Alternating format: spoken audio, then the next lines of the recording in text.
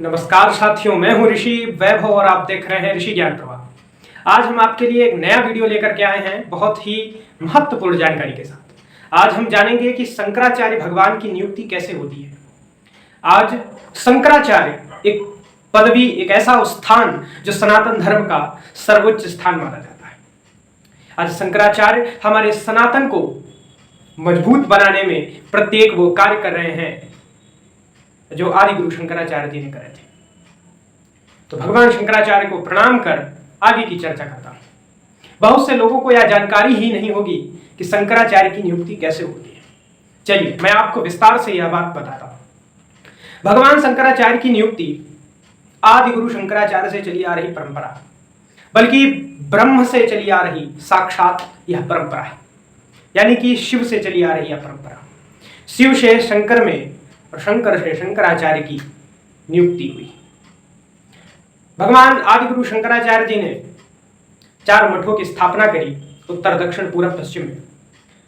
और चारों मठों में हजारों साल पहले से यह शंकराचार्य की परंपरा, यह शंकराचार्य की पीठ भगवान की परंपरा के अनुसार, गुरु शिष्य की परंपरा के अनुसार चली आ रही है। किसी भी शासन प्रशासन में इतनी क्षमता नहीं है कि इस ब्रह्म की परंपरा को खंडित कर सके। हजारों वर्षों से चली आ रही यह परंपरा, लाखों वर्षों तक यह परंपरा बनी रहेगी। शंकराचार्य की नियुक्ति गुरु शिष्य परंपरा के अनुसार होती है। उसमें भी यदि कोई विद्वान व्यक्ति जो कि प्रस्थानत्रय पर भाष्य कर चुका हो, चारों वेदों का ज्ञाता हो, घनपाठी हो, वेदांती हो, न्यायिक हो, 10 उपनिषदों का शोध जिसने किया हो, ऐसा व्यक्ति शंकराचार्य बनने का लायक होता है। ऐसा व्यक्ति शंकराचार्य बन सकता है जो कि ब्राह्मण हो और अखंड ब्रह्मचारी हो, सन्यासी हो। ऐसे व्यक्ति को ही शंकराचार्य बनने का अधिकार है। शंकराचार्य बनने का प्रोसेस आदिगुरु शंकराचार्य जी के द्वारा लिखित एक मठामनाय महानुशासनम ग्रंथ है। उसी के आधार पर मठों की नियुक्ति बताई गई है। हमारे सनातन धर्म में यदि कोई चर्चा आई है तो उसका कारण अवश्य बताया गया है।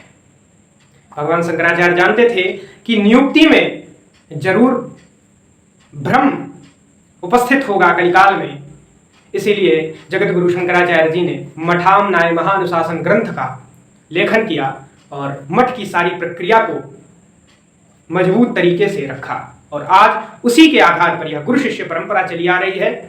शंकराचार्य के द्वारा, वर्तमान शंकराचार्य के द्वारा अपने शिष्य को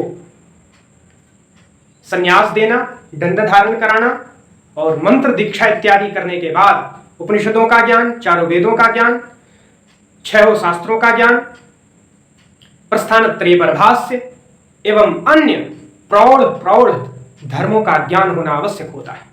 उसके बाद गुरु की इच्छा के अनुसार आप शंकराचार्य पद के उत्तराधिकारी नियुक्त किए जाते हैं। उसके बाद एक संत समाज के माध्यम से आप यदि अधिकारी पाए जाते हैं तो आपको शंकराचार्य की गद्दी सौंप दी जाती है और आप धर्म का नेतृत्व करने लगते हैं। क्योंकि धर्म का नेतृत्व करने के लिए एक ऐसा सनातनी चाहिए, एक ऐसा वैभवपूर्ण, ज्ञानपूर्ण, ऐश्वर्यपूर्ण, संन्यासपूर्ण, ज्ञानपूर्ण, वैराग्यपूर्ण एक ऐसा सन्यासी हो, एक ऐसा भगवत भक्त हो जो कि सबका मार्गदर्शन कर सके और क्षण में सभी के दुखों का कारण बता सके। अगर ऐसा कोई व्यक्ति होता है तो वह जरूर शंकराचार्य बनने के अधिकारी होता है। शंकराचार्य यह एक प्रतिष्ठित पद है और हमारे सनातन धर्म का, अपितु संपूर्ण विश्व का सबसे सर्वोच्च पद माना जाता है। तो आशा करता हूं कि आप सभी लोगों को यह जानकारी बड़ी अच्छी लगी होगी। इन्हीं शब्दों के साथ अपनी वाणी को